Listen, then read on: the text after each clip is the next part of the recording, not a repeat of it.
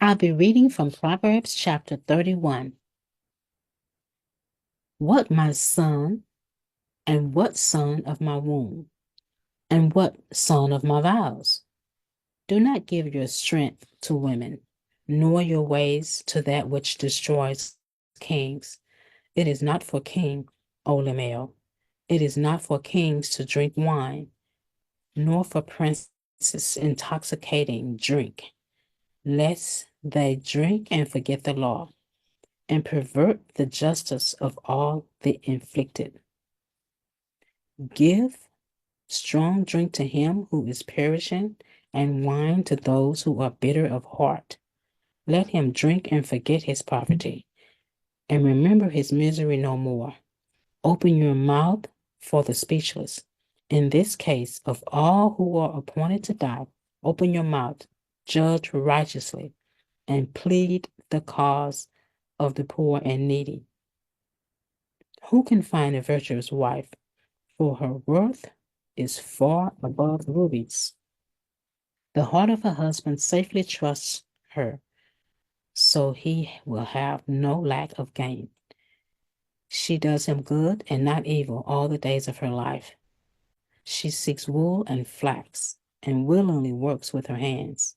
She is like the merchant ships. She brings her food from afar. She also rises while it is yet night, and provides food for her household and a portion for her maidservants, and consider a field and buys it.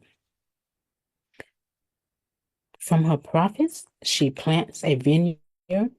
She girds herself with strength and strengthens her arms. She perceives that her merchandise is good, and her lamp does not go out by night. She stretches out her hand to the distaff, and her hand holds the spindle. She extends her hand to the poor. She reaches out her hands to the needy.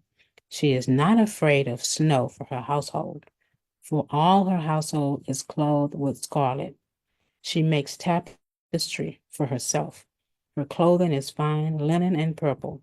Her husband is known in the gates. When he sits among the elders of the land, she makes linen garments and sells them, and supplies sashes for the merchants. Strength and honor are her clothing.